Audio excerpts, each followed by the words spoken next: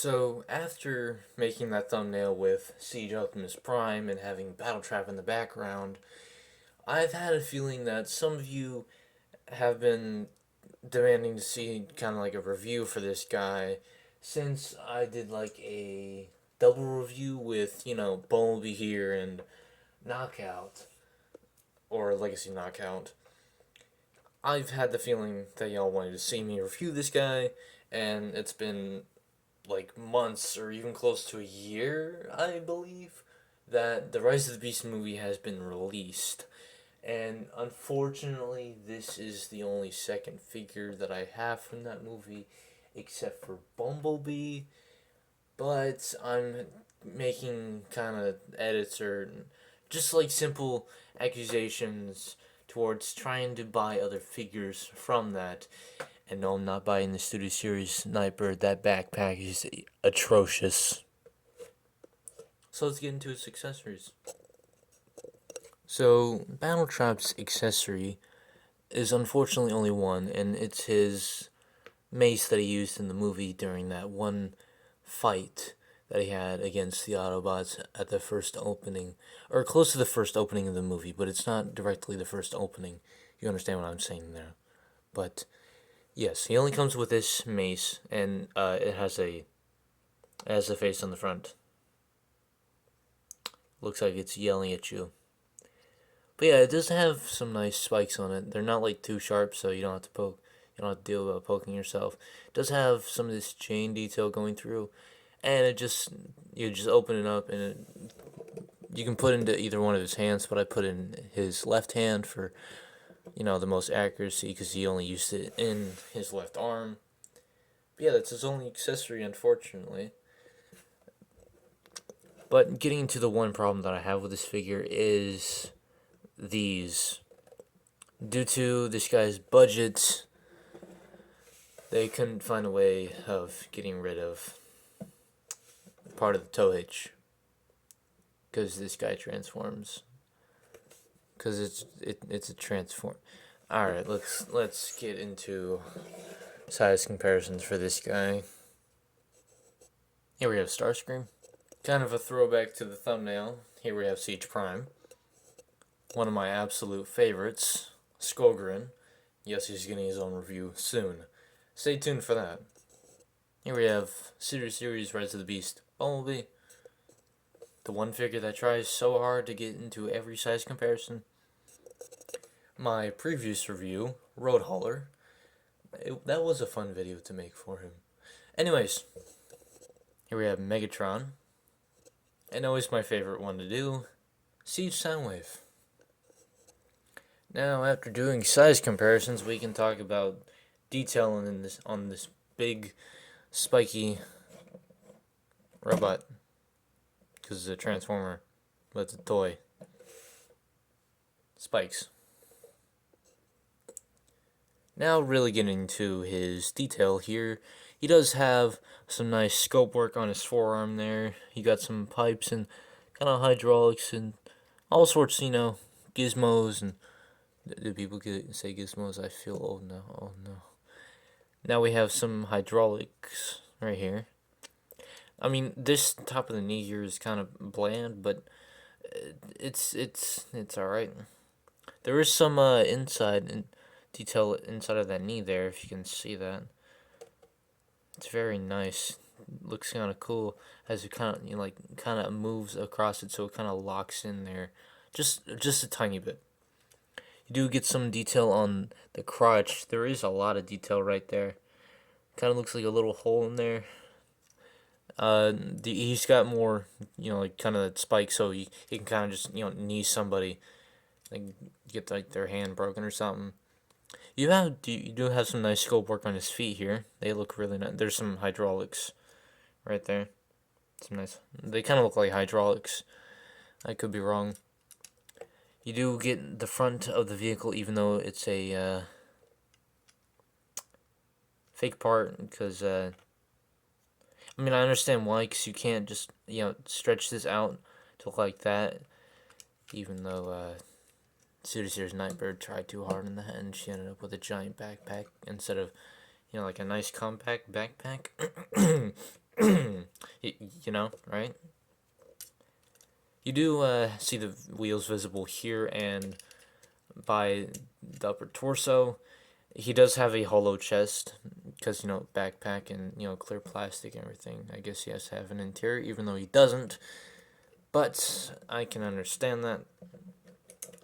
Taking a look at his head, though, he does have some nice sculpt work there. It's kind of hard to tell if there's a mouth there, and it also looks like he's doing that blush that everybody's talking about, but his eyes are like all the way up there, or maybe those are his eyes. I don't know. You can't really tell some of the Transformers of where their eyes are, even though for some it's kind of visible, like like Soundwave here, like oh look, eyes, and then like you take like Starscream, and you can well no, maybe Megatron. Yeah, like sometimes it's kind of difficult to like see where the eyes are, even though my lighting kind of sucks. But yeah, you can see his eyes there. But yeah, for back to this guy, because we're talking about detail for him, not other figures. They already have their own reviews. He does have some detail below his head there if you move it. Kind of hard to tell, but you can see it. It's quite good. There's not really any detail in the back because it's the top of the car or truck.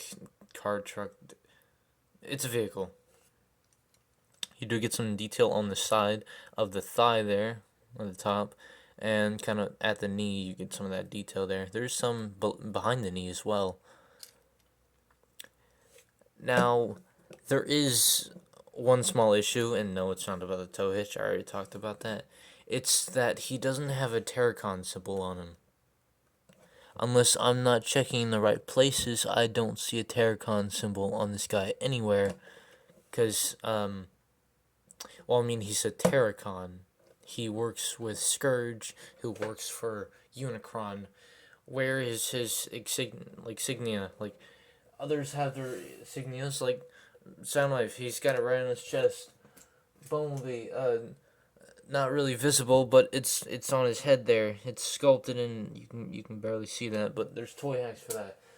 Or even like Optimus, he's got it on his shoulder.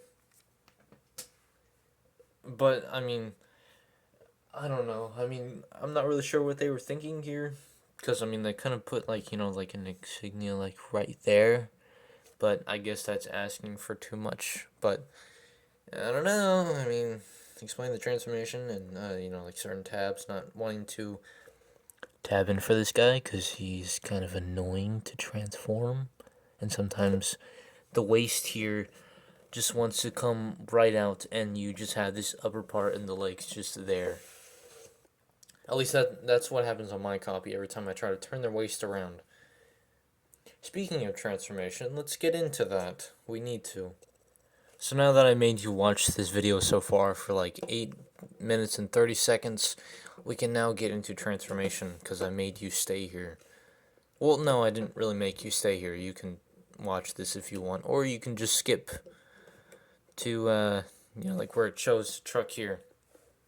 But anyways, transformation. First, you want to start at the knees, and you want to combine them together. Take the feet, move them down. Take the calves, and take these sides down, and they should tab in. And just leave that like that for now. Now, come to the arms, move them forward. Take the head, angle it down, and pull all these hinges out until the chest, or kind of like the fake chest, pops out, and you got them looking like this. Take that back, tab that in, angle the head down, and then grab the shoulders here and move them up. Or, like these gray sections right here, you want to grab those, rotate it up. Then you want to push, not rotate that back down, stay up, you idiot. You want to push the fake chest in, or just move it in, and you got his face looking like that, so it's, hidden or whatever. Then take the backpack, rotate it around if there's enough clearance. Rotate the actual front grille up. Take the headlights, or not the headlights, but like the top light. You want to take them out and you want to tab them together in the middle, and there are two tabs that these tabs will go into as you're combining them together, and they should lock in nicely. Now, the most annoying part to do is rotating the waist without it popping out, because for some reason mine does not like to do that. Now you take the side of the calves, you untab them, and you rotate them all the way around to kind of make underside kibble, but also room for things that need to tab in. Now, the arms being the most annoying part out of this. You want to untab them from the shoulder. This one is so stupidly tight to tab back in. I don't know why, but this one does not like to tab in. It's tight to do, and I feel like I'm going to break the joint, and I hate it. Now, forearm, and now you want to rotate the shoulder pad, or just move the shoulder pad in against the thing, and take the spikes and rotate them back. Now, use this double hinge without folding the arm down like an idiot. Rotate it in while pushing this hinge, and it should nicely go in. There we go. You can hear that little click. Make sure the shoulder pad stays on the arm and the spikes, stay forward, so it looks like that. Now you see that tiny little groove right there? That's what that spike needs to go into. So you want to move the arm down as that spike is going to line up with that gap, and it's just going to nudge right in there. Now that might have been a little bit difficult to do on camera, but it's kind of easier said than done. Now you want to take the calf and you want to rotate it from the knee, the bottom of the knee on this hinge, rotate it all the way, and there are tabs here, and there are certain slots here and out that tab in. Mostly being that this tab here plugs into just, this general section, so it just covers up, and you just want to tab that in until you kind of have it like that.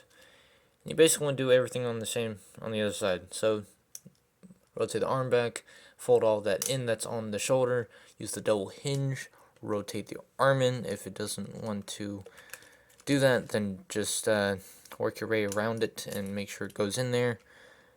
Now you want to make sure everything is aligned up on the shoulder. Take that spike there and make sure it goes in that groove very nicely so it lines up with the other arm, and take the bottom of the calf, rotate it around, make sure it tabs in nice and snugly. You want to take the toe hitches, tab them together, take, I guess, the mace or the wrecking ball. There are two slots here, and there are two tabs there that'll go in, and you just want to push that in so this doesn't come apart. Then finally you want to take this, push it in, and snap it in. There you have BattleTrap's alt mode. He's a tow truck. In the movie, he becomes a tow truck. It's like, I don't know, Mater from Cars. I'm not old. Now let's talk about detail for his alt mode. Not really a whole lot has changed, except that you can see a little, I guess that would be kind of like a sponsor thing, or just some kind of detail that was on the vehicle, but it says Bernie's Towing and Auto Body. And you do also get the GMC label at the front. So I guess this kind of would be licensed by GMC. Not really entirely sure, but people can correct me on that. You do get, these tiny little horns up here. You do get these mirrors. I do like the shade of orange clear plastic. Kind of wish it was a little bit darker, but at the same time, I kind of wish it wasn't clear plastic, because I've heard clear plastic likes to crack and break. Why are we still using clear plastic? Stop it. You have to be smart people, not... Well, I mean, I don't want to sound mean by saying idiots, but just stop using clear plastic, please. We need to use, plastic that's not breakable. Or, you know what I mean. The only thing I don't really like about the alt mode is either these tabs sticking out here, kind of the visible feet on the side, and I mean, hey, you got the whole hand sticking out the back, come on. But if you don't really pay attention to the back and you look at the front, as some people like to do because they don't like looking at the back and they always like looking at the front, it looks great. And I love this alt mode. I love this figure. I love how he poses. But speaking of posing, we're forgetting something, aren't we? First, let's get into size comparisons, and we'll get straight into that. So here we have Road Hauler, another Earth vehicle, or sort of like one, Skids. Speaking of great alt modes, here we have Legacy Bulkhead, another one of my favorites, and he has a lovely looking alt mode. Very clean, even though there's like some tabs and hinges in the way, but that doesn't matter. He's good. I made a review. You can go check that out, whatever. Here we have Dead End, even though he's annoying, because the spoiler does not like to stay together. But that's Dead End for you. I'll explain one day. Here we have another one of my absolute favorites, Sideways from Revenge of the Fallen. The back doesn't look the best, but the front looks good. Reminds me of BattleTrap. That's why he's here. Alright, get out of here. And here we have Studio Series Rise of the Beast Bumblebee. Because he's the only one I have for now. Because I might be getting a Optimus Prime or Scourge. Wink, wink. And maybe a Nightbird. Wink. Wink. And if y'all thought I forgot about posability, then you wouldn't know who I am. I can't even do that in one full sentence without stuttering. Wow. Now, for posability. This guy has some neat things, but there's also some slightly disappointing things about him. Now, as we take off the wrecking ball, or mace, whatever you want to call it, he has a ball joint at the head. If the tab doesn't want to come untabbed, he can look up about that far, and he can look down about that far. If the tab does not come undone, he can look down that far. He does have full rotation at the shoulder if the arm kibble does not get in the way. You can move the shoulder pad up and down, and you can do the same thing for the spikes, but it is kind of attached to the shoulder pad, so it does go with it. You do get bicep swivel all the way. You get a little bit more than 90-degree bend at the elbow. You do have waist swivel that is not really compromised because you don't really need full rotation around the waist. Legs kick up that far. Legs don't really go that far, but you know, it's great. He does have more than 90-degree at the bend, which I do love. He does have thigh swivel. You can kind of make it look like you broke his leg. If you do it, I mean, hey, look, he's standing with a broken leg. Yeah. You do have down at the foot, but it can't really go up, so you can't really use that unless you're trying to make him do that without falling over. Another problem I see. Yeah, he has small feet. He does have ankle pivot, which is pretty good. You do get a decent range. Okay, maybe a little bit too good of a range, but hey, it's good. He doesn't have any wrist rotations, but hey, it's not like, you know, this is a Studio Series figure and doesn't have wrist rotation. Right? Doesn't have wrist rotation.